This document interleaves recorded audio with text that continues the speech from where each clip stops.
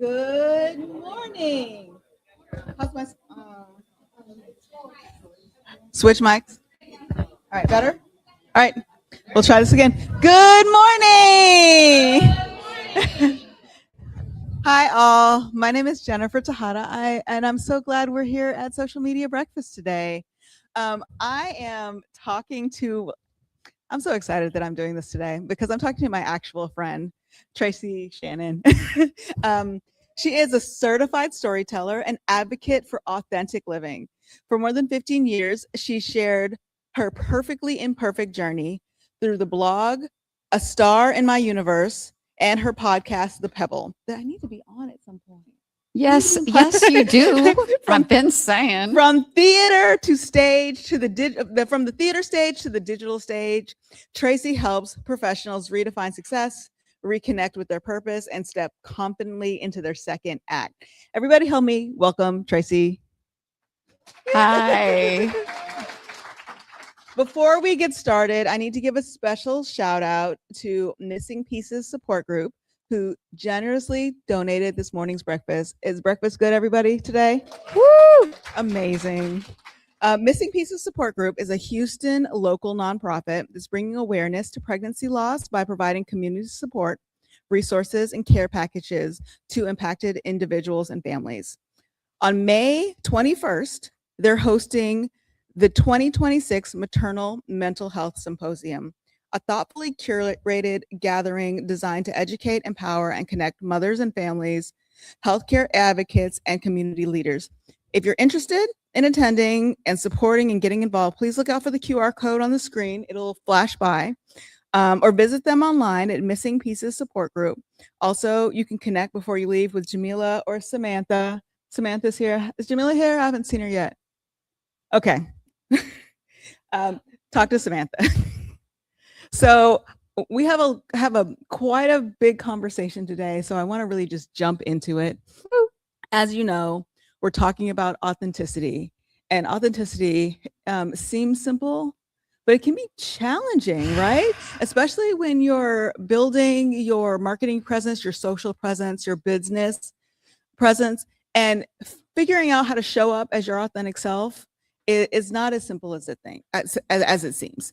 I want to start by asking. I feel like let's define authenticity first. Traci, what does it mean to actually be authentic? We're starting off easy. Yeah. Mm-hmm. No pressure. For me, it's being, first off, can we just all agree that that's just become another buzzword? Yeah. Okay. Yeah, fair. So for me, it's being the person that you can sleep at night with, that you can walk into your home with, walk into your office with, and sit around the table with your mama, your child, whomever with. So I don't ever want to, for myself or for anyone else, post something that I can't be that person for. And so when I say being authentic, that's what I'm going to stand behind. Yeah. You know how I think about it? I think, would my 7-year-old self be proud of me? Okay. Now you can't start me crying yet. Yeah, come on, let's go. Okay. No, that's perfect. Yeah. So I feel like social and AI and all these things have made it more challenging to be authentic. But is that really it? Like, what do you think is making it harder for people to feel like they can show up as their authentic selves? Well, certainly AI, algorithms, all of those things don't make it easier, but I don't think that started it. Yeah. I think they're aggregates. Yeah. First off, I think social media, like, okay. It's the social. I think all but maybe one or two sweet faces here remembers when we still heard the wonderful sound before You Got Mail came on, and how excited we were when we actually had to type in www. Okay, so let's roll back to when all of this started. And this was all supposed to connect us. It wasn't supposed to replace anything. And it was a lot of work to do it, so we didn't take it for granted. I think that once things become too easy, you know, there's a reason that, like, we've all been taught in marketing things, don't make it free, or they won't show up, or all of those things. It became a little too easy, and we stopped trying to care for it. Do you think the care is what's making the authenticity challenging? That, like, we don't care anymore? Yes. Because we're everything's too easy. Everything is too easy in some places and not easy enough in others. Fair, yes, because fair. I get it. Y'all are like, Traci, what are you saying? I am tired. I feel like I am on this thing all the time.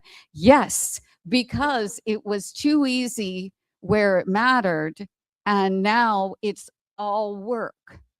So what we need to remember is why we were excited that we could talk to the world, because that's why we were excited. Oh my gosh, I can now know how someone feels in Kentucky and Kenya, except that we stopped caring how they felt in Kentucky and Kenya, and we just started yelling how we felt. And that's all we do is tell them how we feel, and we stopped asking. And is that authenticity, telling people how you feel constantly? Do you feel like that's how people think of authenticity? Like, I think that's how they think it is. Okay. But we're not communicating. And to me, being authentic is learning to listen as well as talk. Yeah. Because I'm sorry, God bless you if you make the greatest lasagna or anything you can cook. I do make a good lasagna. I know you do. I know you do, and I want to have it one day. But if you think that everybody in the world only wants to know what you make, then you are denying yourself something. Okay, let's dig more into this. That is deep. What else do you think people are getting wrong, especially in social, when they're trying to be authentic? That's it. Is that we have become insulated. The fact that we live in cubes is so appropriate. And this is where the algorithm is the aggregate, right? And this is now where AI is going to further this, because AI feeds the algorithm. It thinks that we only want to know what we want to know. And that's the problem. Okay, well, if you are in a place where you could never get cheese, then do you think you want to know how to make lasagna? Or do you think maybe you want to know how to make, a carbone or something that's not? That's the point, is that it further limits our ability to be authentic with anybody else. So what is the AI algorithm going to tell you? Well, then we won't show you those people, because only people who make lasagna squares matter in the world. And then it feeds you more, that your mind tells you, well, I only like people who make lasagna squares. See how this further isolates us? And think about how you are becoming not only a poor marketer, but just not a very good, authentic human being, because you have been shut down to squares of lasagna squares. And actually, Yeah. I could be a Garfield when it comes to lasagna. I purposely chose lasagna because I could eat Yeah. lasagna like Garfield. But do you really want to buy anything, read anything, know anything from someone who only posts lasagna squares?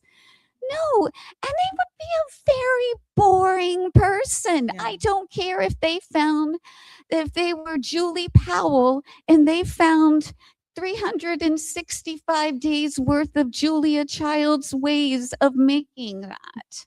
It's still inauthentic because it still lacks the Depth full and complexity of humanity. humanity. Yeah, I think that is a great take because like that's what's limiting us. And why wouldn't you want to know Yeah. about the person who Yeah, why they didn't want to know why you wanted and so to you gotta make open up. lasagna, Yeah. right? Maybe. Like you know, if you are in some place where you know, like I love Heifer. If you guys don't know the organization Heifer, where they give cows to people in poor places, you know, you know, you can't make cheese because you don't have goats and you don't have cows. Like that would be a great way to grow as a person and a marketer because you learn about that place. That's the example of not being authentic, because it's two-sided. If you're only caring about me, What on the other side of that? What does it look like when you're actually authentic? What's an example of like how do you show up in a way that okay, this is the harder part. Yeah. We will end the comic stylings of Traci Shannon, Thank you, and thank now we you. will get to the deep part. Okay, so this is where it isn't as easy, because you have to be vulnerable, and it's and you know, say more about that. Let's talk about Okay. what authentic vulnerability looks like for a person / a marketer. Okay, so for a person, for me, that was a lot of learning, a lot of realizing that uh, I had a lot of unlearning to do as I came into myself. I was a very insecure woman, and motherhood exploited that, and taught me a lot. And my journey, S.T.A.R, in my universe, was about that. And I'd be happy to talk more about that. We'll but dig into as it. Yeah. but as a marketer, it's harder, right? Because you're at the end of the day trying to serve your client. But I think that we're seeing a lot of clients in real time over the last 10 years that have done well and have done very poorly, not being willing to be vulnerable. And the ones who have been willing to say, and we made mistakes, and to quote the great Britney, oops, I did it again, because some of them made mistakes More than again, once, yeah. Are the ones that, in my mind at least, have fared better. You know, it's been a touchy time politically and other ways. And I know I respect a company, large or small, who says, you know, we didn't get that right. You know, I'll just pick a big one that I feel like got it really wrong. And was when Pepsi got yeah, I'm just gonna go there. And she walked the Pepsi can over to the police line. And she solved all the world's problems with a Pepsi can. That was not a good move. Okay. You know, and then but okay, they made a mistake. I will say this. They tried to do something and it failed. I will say that sometimes doing nothing can be uglier than not doing anything. But they did come out and they did say something. I would have liked more, but they tried. They did try. I will respect somebody that does come out, even when they fail, because you have to acknowledge when somebody says something to say, we didn't hit the mark. And that's what is that what authenticity looks like? Is that a good example of authenticity from the corporate or marketing perspective? There are better examples of winning. That was a failure, but authenticity, a good example to me is a Dove campaign. I'd rather end on somebody doing it right. There we go. I don't want to end there. I just want to say that I feel like I did feel like I needed to say somebody failing, somebody winning. Dove has been clear from the beginning about who they are, and they are consistent, and they have grown from there. Dove says we make all people feel beautiful. We are for all bodies. We love all bodies. And so all bodies should love us. That's somebody who wins at authenticity. So that's all I feel like when you look at corporate, do you want to be Pepsi or do you want to be Dove? I think we all want to be Dove. Peace too. Doves are for peace. So do you think that authenticity do you think authenticity in corporate spaces or business spaces is a trait of the organization or a process that they participate in? I think that the bad and the good explain that. I think Pepsi participates. I think Dove, it's a trait. I think it's a core trait. And so you think you can do it well if you're just participating and you're not, Can you say more about that? I'm afraid I'm going to walk into troubled waters again. We're being authentic. Is this a safe space? Okay. We're being authentic. Okay. I think that we thought a particular large retail store, it was a core, and it turned out they participated. Yeah. And I will just a bullseye store. There we go. I think that many of us thought that was a core trait of who they were. And I think we learned they were participatory. And I think I'll just leave it there. Yeah, that's fair. That's fair. I think we can. Yeah, you're not on mic, so yeah, I think so. So bottom line is authenticity is not a tactic. It's not a strategy. It really needs to be who you are. Yeah, because I don't want to limit the conversation. I'm not trying to make it political. I'm looking at it of marketing strategies and just whether or not it is participatory or a core. I believe that you need to know what your core vital strategies are. And so that's why I'm not trying to make it because I do think that you need to know what is authentic for you.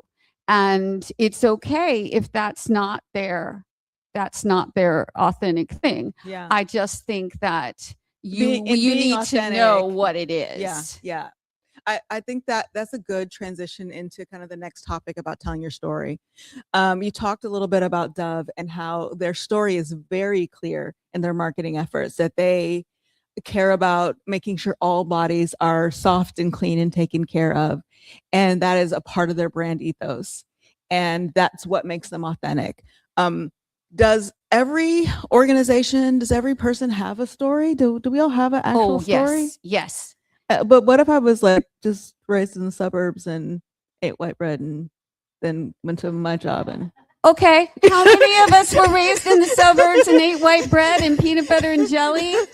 Yes. Yeah. And how many of us would relate to that story? See?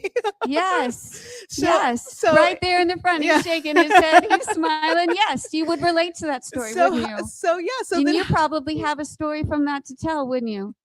Okay. So So to my, how do we figure out what our story is? Like, if you never thought about it that way, if you never thought, oh, my story is peanut butter and jelly in the cul-de-sac. Like, wait, that's a book right there. Right. That is a book right Yeah. there. Somebody grab that title. PBJ in the cul-de-sac. Got it. That is a blog ready for whomever Yeah. is grabbing that. And I know that you did a lot of work on figuring out what your story is. How did you do it? Like, how do they? Okay, but stop now and, you're like- getting hard again. Okay. Yeah, that's what I do. Okay, so here's the thing, and my friend Elena Fernandez would distinguish this. Yeah. Okay, we just came up with a great, clever title, but the hard work comes in the clarity. Yeah. Okay, because yeah, we can all come up with a cute idea, but what people are going to connect with is an entirely different thing. Yeah. Okay, because nobody wants to hear a great cut off the crust tale 12 times. Yeah. Okay, but what people will connect with, what every single one of us would connect with, no matter whether we are baby boomers, Gen X, or I think there may even be a zennial behind me that I keep trying to ignore because it makes me feel really old, even though they're so cute. Is that we all have a relation to maybe sitting in a cafeteria table by ourselves, or what it meant that our mom put a note in the lunchbox, or whatever it was. If for me, if I got home and my mom had something waiting for me on my bed, like I can almost cry now. Yeah. Yeah. Okay. Those are the stories that connect us. And that gets me back around to what it meant when we type www. And then how do you then take that story and turn it into something bigger? How do you turn it into your marketing story, to your business origin story, to your personal brand story?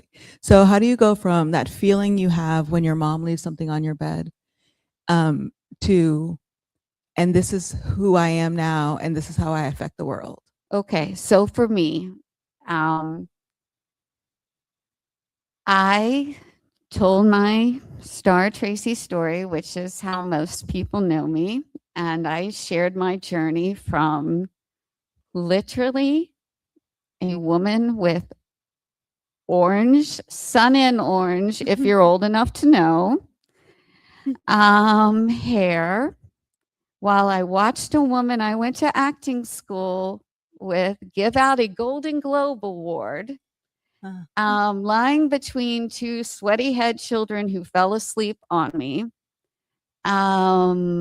to I've now been a part of 2 best-selling books. Yeah. I've got another one coming out, and I'm currently writing my own book, and I'm speaking.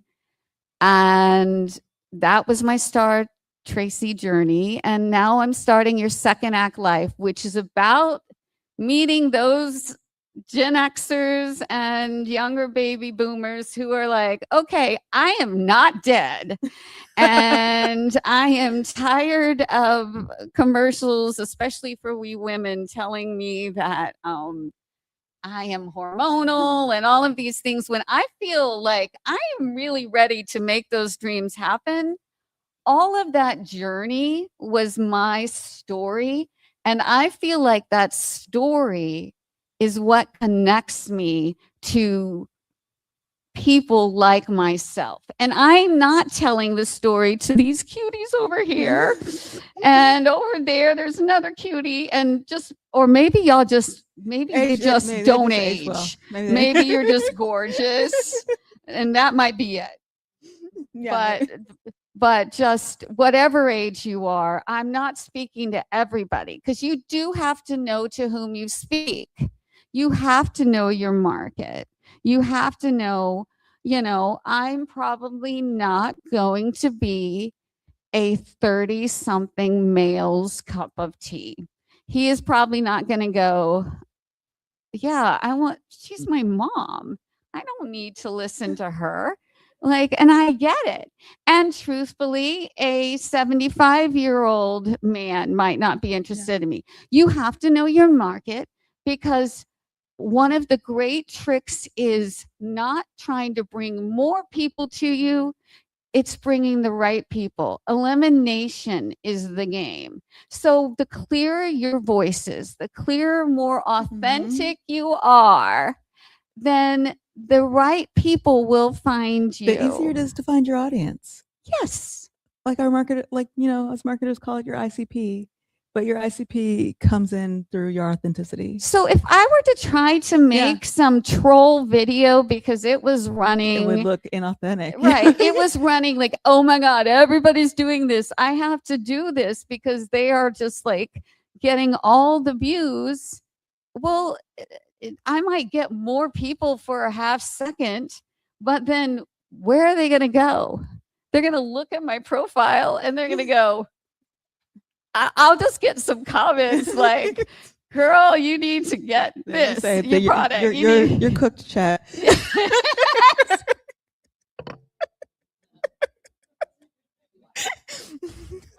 Exactly. We all have teenagers.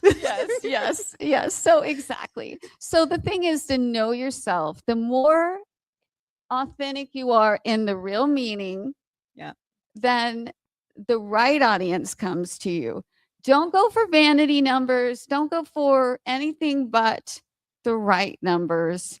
And that's true for yourself, for your marketing accounts, for your client accounts. And I know that is hard to sell to a client because they think their account that they're paying you $300 a week for should get Kardashian numbers in 2 months. They're probably not, because that's not their audience. That's not their audience. I think that let's dial more into this audience thing, because I think that that's an interesting side of like a need for authenticity.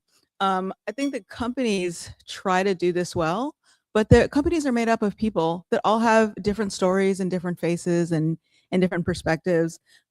How does a company, as you're working with clients, how do you see them building out like authentic experiences with such diversity of ideas inside the organization? Well, again, it comes back to, for me, an organization has to have a center. Yeah. Okay. Are you saying they need to have a personality of their own? Yes. Yeah. I believe in company visions. I believe in company cores. I work with beautiful Cami. We have Zoetica. We have core. Yeah. And we have always grown from that, and we've made decisions from that. I make my decisions from that for myself. I believe that with families. I think that you have to know where you're working from and make decisions from that.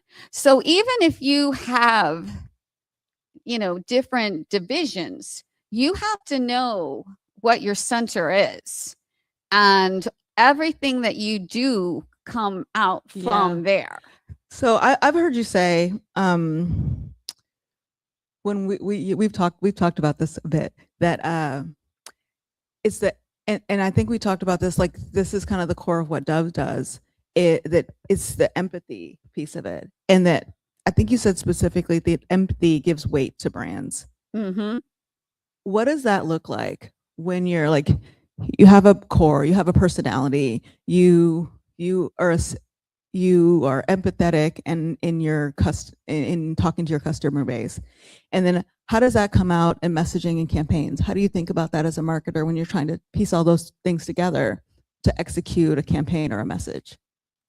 I think that's an excellent question, because I think empathy is one of the least understood words right now. Empathy and sympathy are not the same thing. Empathy, it means the old-fashioned walking in someone's shoes. That has a very simple business understanding. Put yourself in your customer's shoes. If you are not I wear my heart on my sleeve. That is my personality. You don't have to be that person to be an empathetic person. You can be a very business-minded numbers person and be empathetic. You want to make money for your business. We all do. Heartsy persons and business finances people. And being empathetic works for both.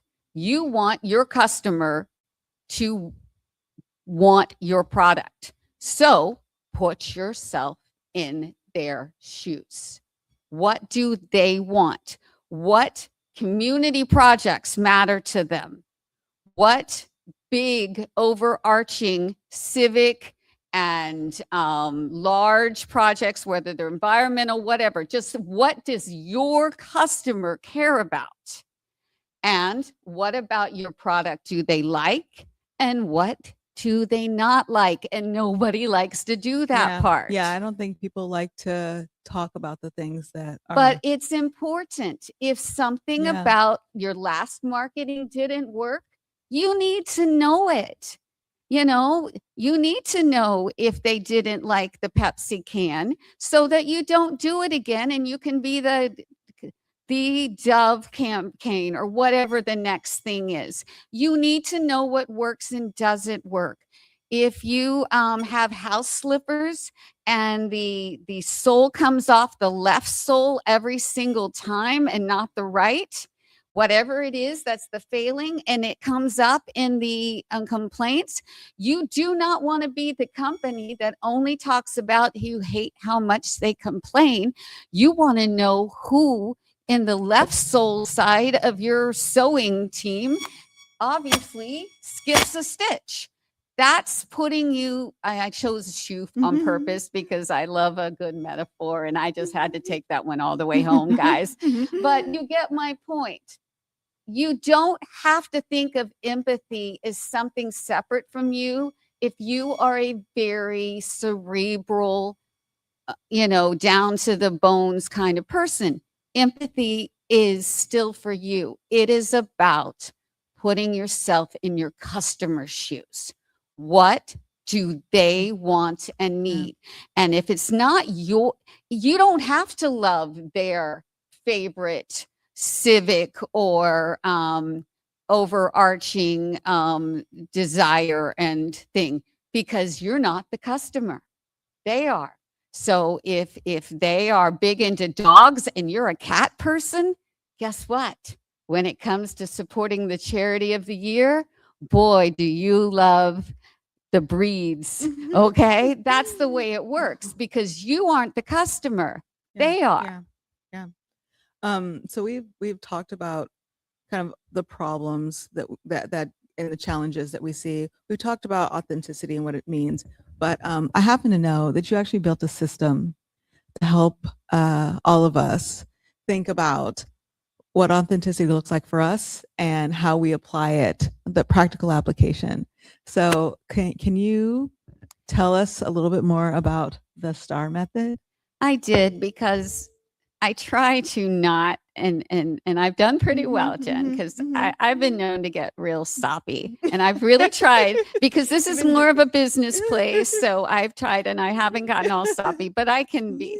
But I did create a very practical system, and I did have to name it S.T.A.R because S.T.A.R Traci was my moniker, and it came from, we didn't really touch on it, but basically my whole life was about acting, and 9/11 happened and my husband joined the military. So we left New York, and that's how I became the girl in the, we won't talk about the orange hair, but in the bed surrounded by a toddler and a kindergartner with sweaty heads. And we were all living in basically one bedroom. And I was a military wife. And so life had definitely taken some turns. And so everything's always been about starring and learning to star in your own life. So the S.T.A.R system is about everybody should be starring in their life. And the way I've broken it down is S is for stop. Stop and take a look at what brings you joy, what works. Because there's a reason why there's 1,000 phrases about life moving too fast. When my son was born, we did the whole John Lennon nursery, and I always loved the Oh. song Beautiful Boy. And he did, life is what happens while you're busy making plans, which evidently he stole from like a Mary Worth cartoon or something. But I always remembered it from John Lennon. But it's true. You're not going to be able to be authentic if you're rushing all the time.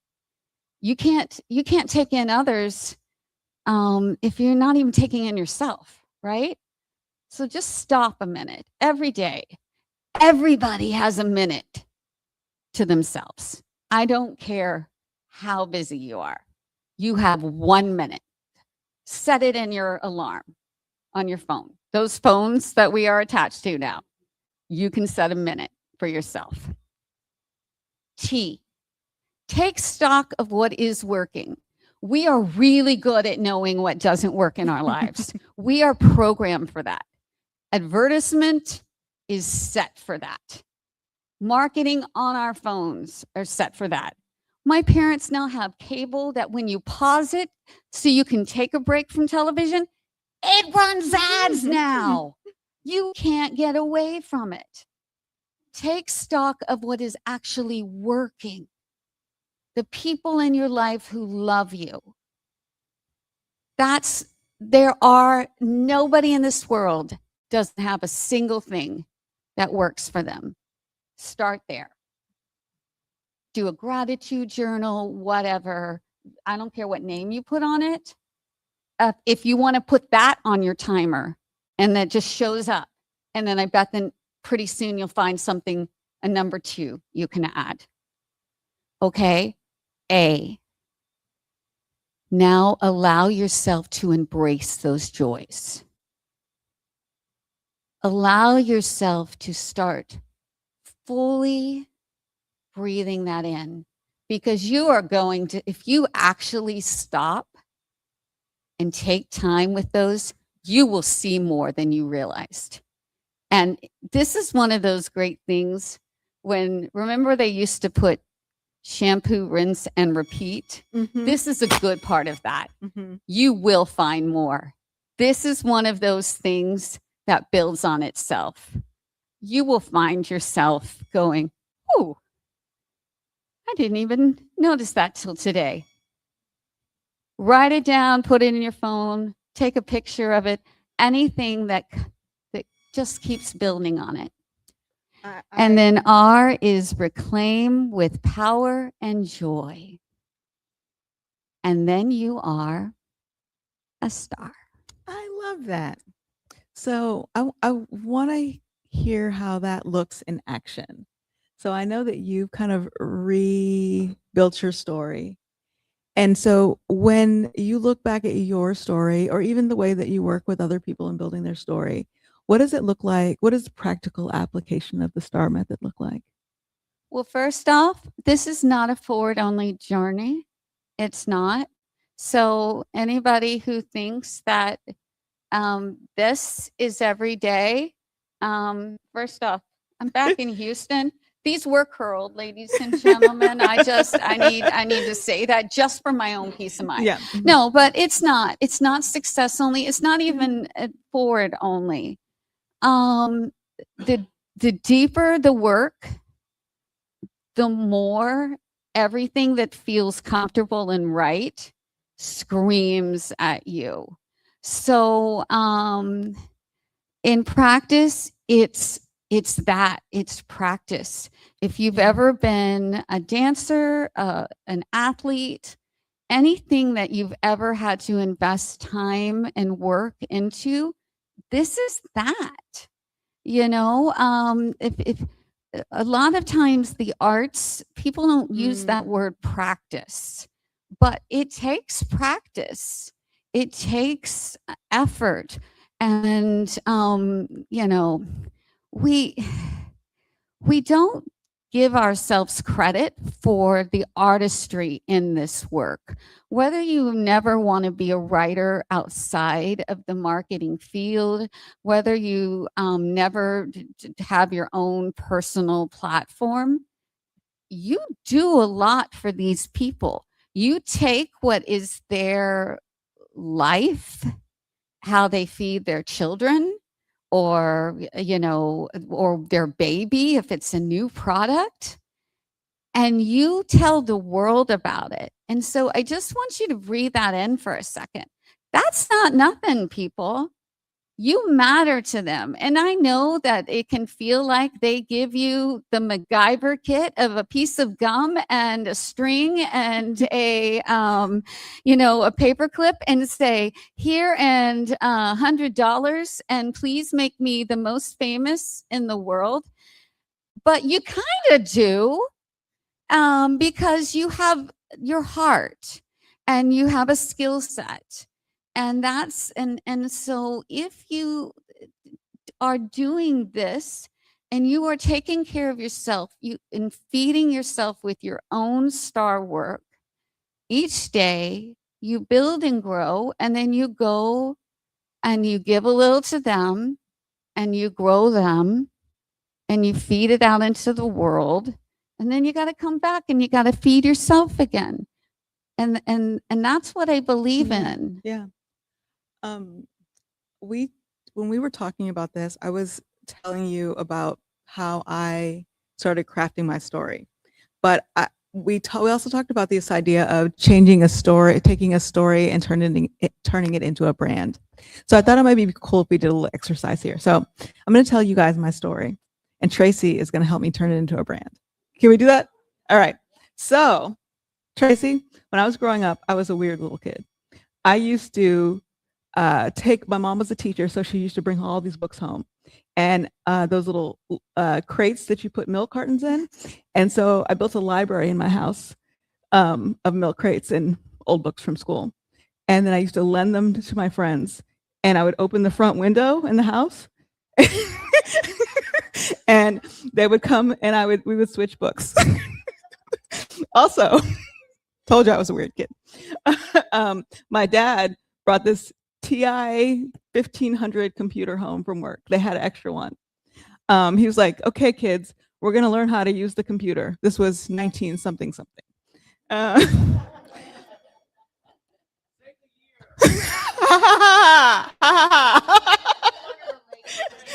You want to relate to it.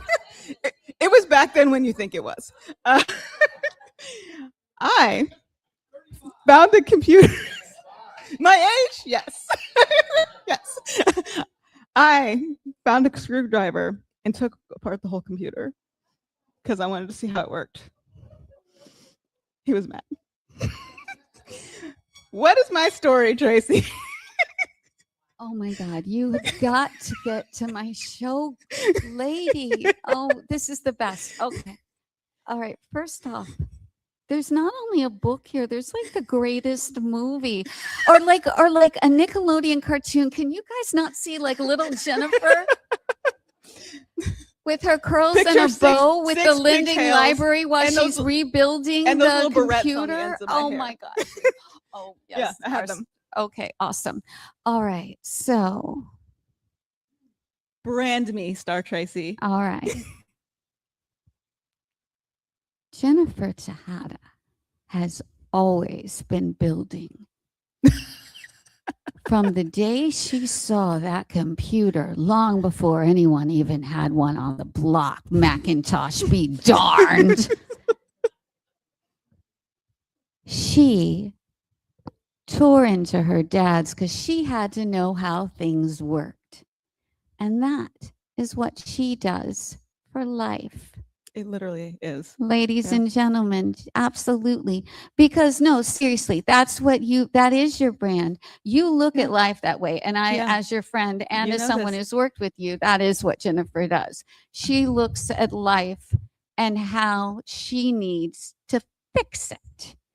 And she has always been a sharer of knowledge. So the fact that this little girl took her mom's milk carts, turned them upside down, and built herself a library is not at all surprising to me, because she probably had read them 3 years ago, sat them upside to not only to share her knowledge, but got smart about it and figured she also was going to get free books she hadn't read alongside, because she's also been very savvy as long as I have known her too.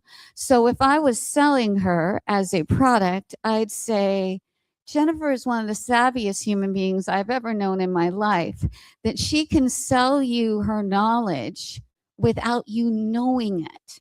Because while she's the smartest girl at the table, she can do it without ever making you feel stupid. And that is a very underrepresented skill in this world these days. Because being smart doesn't mean you have to be smarty. And that is branding. Anybody else have a story? We have time. Can I do like 2 stories? Does anybody else have a story? Come on, I know. All right, I'm gonna pick on people. Give it to her. To who? Right here? Okay, I'm going to make this story short. So back in 2nd grade, it's a long time ago, the 90s. Okay, I remember talking with a few friends. We were in the bathroom, and I told them I was so shy. So I was like, I am never going to get a degree in speech. That's what they called it at the time. And then years later, here I am, communications major, mass comm. Now I'm doing content creation, and then I'm creating content, speaking in front of people. And then I started my own business. So you never know what can happen like a few years later. So that's kind of my story. I'm not shy anymore. I talk in front of people, as you can see. Okay. So dreams speak loudly, even when you don't think that's what you're expected to do. So you proclaimed what you were going to do despite yourself. So I think that what I'd say is that you were a communicator before you were communicating. So you are the person who brings out the shy souls. Do you not think that there's a world waiting for you? So let me think a second.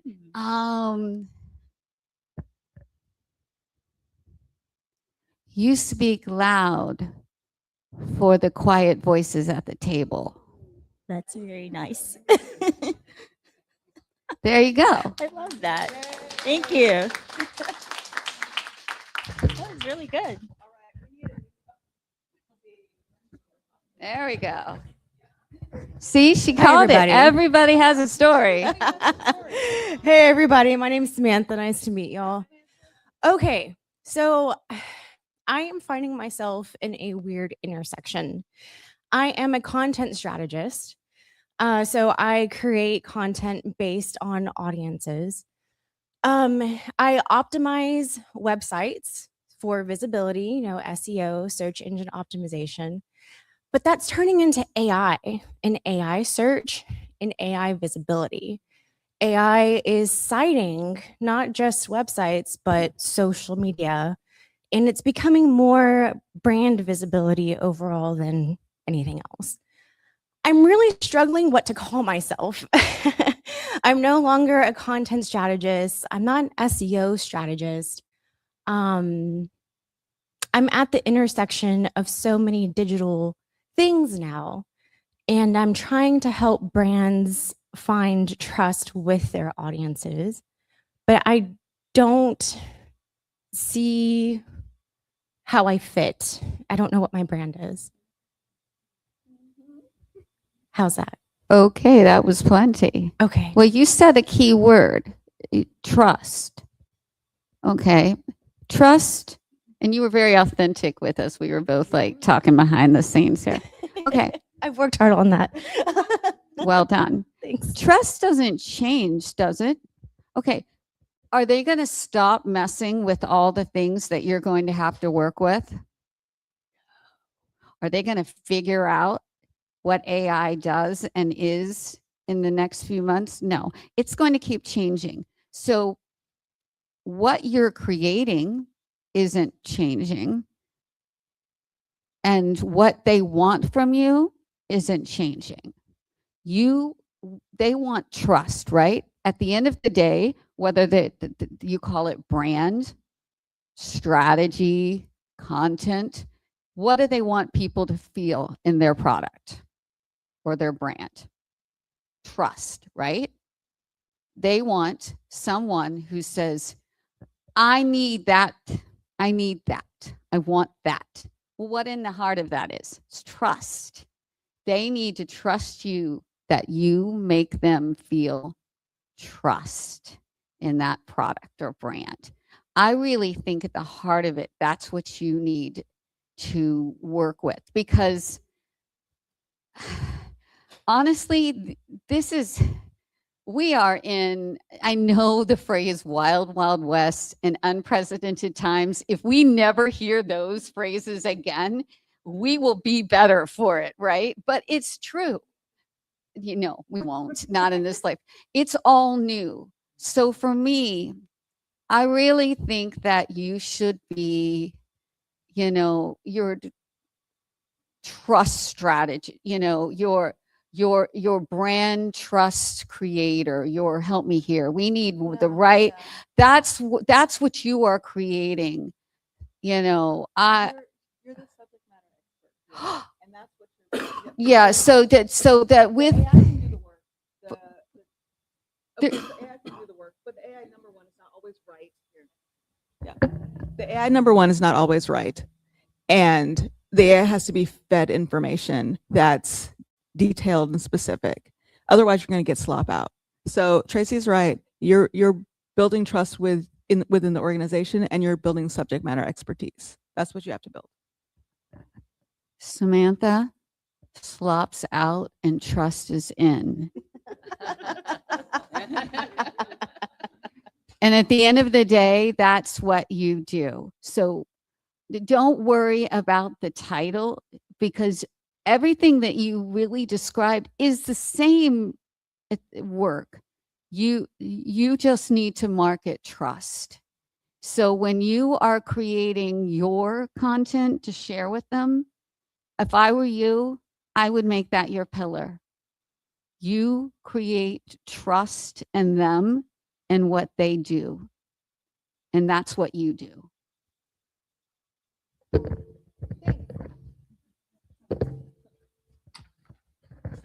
Good morning.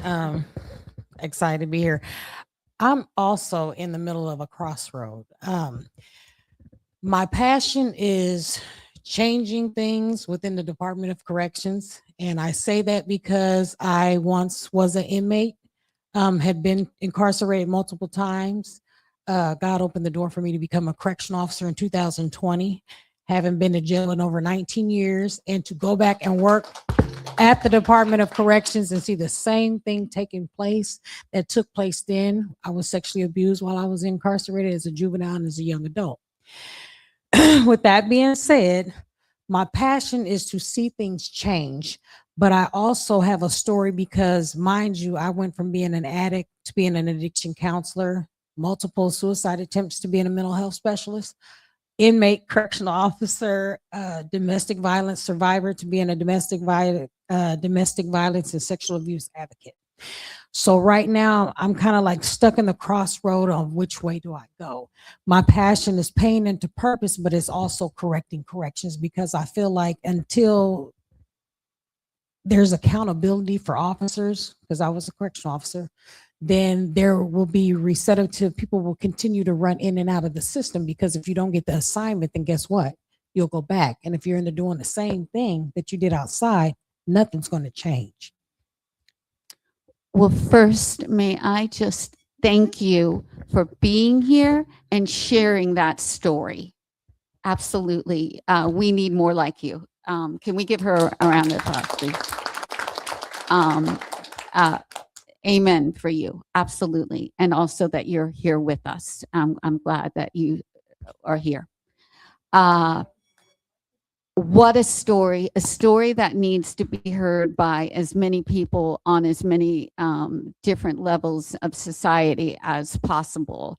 And I don't think your pain to purpose and correcting the correctors are at odds. I think the fact that you are driven by your pain to purpose is why your story is going to matter, because too often people haven't seen both sides. I think that you have something unique, which is you have lived both. You know what it's like to be judged and hurt by the people on the corrective side, but you also now are living what it's like on that side, which can't be easy. You have such a unique perspective of your story that wow. I mean, I am like anybody who knows me, being in a lack of words, she's giggling like a schoolgirl next to me because that doesn't happen. You're near one of the best podcasters in Houston, and I know he needs to get you. We need to, yes, Freddie Cruz. We need to get your voice amplified first off. But you, my friend, are an example of extraordinary human beings who everybody does have a story and they're all important. Your story is of yes. I hope those are happy tears, because I don't have a cute name to give you, because it needs to be the right name, because I want to interview you for my Pebble, which is about people making impacts on the world. But I mean, you should be Robin on Good Morning America should be interviewing you. So let's all put a pin in this, because you need to write your book. You need. Oh, okay. We'll make sure that we all know that, because you are an extraordinary human being, and government people need to hear from you. Like, this is not just, yeah, you need a big platform, my friend, and we're going to support you in that.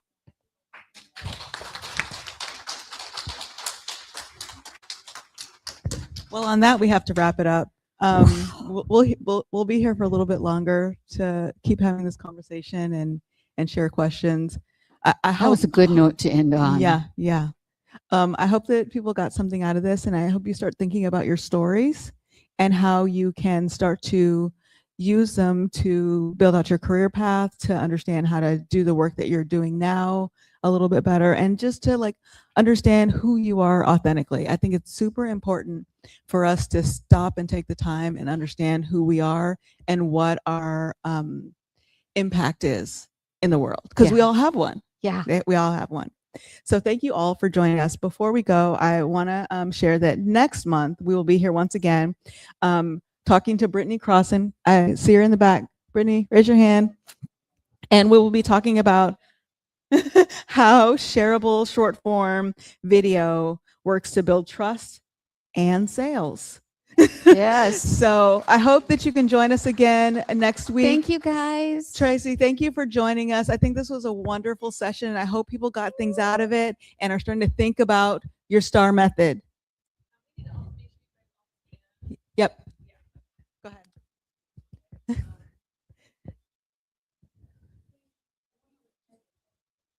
Yep.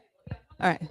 Make sure to scan the QR code to make sure that the ION knows that we were all here, so that we can keep having this amazing programming.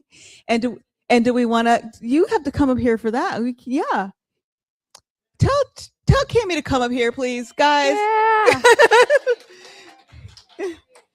So it's May. So it's our 17-year anniversary of Houston Social Media Breakfast. I am so happy to be working with this org and building this community. 17 years, that's That's a lot. That's crazy. Yeah, I think my brand is, and your brand is persistence. Hey, that's a good brand. And that's not a bad one. No, thank you guys so much for being a part of this community. And I know some of you are new, some of you have been before, some of you are kind of in and out. This is really important for Houston to have a place. We feel for Houston to have a place where quality education is happening, where you're not having to pay for it. Honestly, that's really part of it. Definitely scan the code and give us. I have a buy me a coffee on your table. If you have a few bucks to throw in, great, because we are literally doing it. I mean, I know that Missing Pieces also helped us today. So if you also want to be a sponsor of a breakfast, let me know. It's really cheap. You can either bring the food or give me the money and I'll go buy it. I mean, that's just pretty much how it works. And then we'll talk about you. But it only happens because of the people that are a part of it. And again, 17 years. I mean, if you look around us, I don't know how many people in the room right now, 30 or 35 times 12 times 17, do the math, and you can help me out, that we're able to reach so many people, thousands of people in Houston, to help them with their businesses and the intersection of AI, social media and marketing. So we're here. yeah. Yeah. Thank you. Thank you. Thanks for being my partner. Yeah. Thanks, guys. Have a great rest of your day.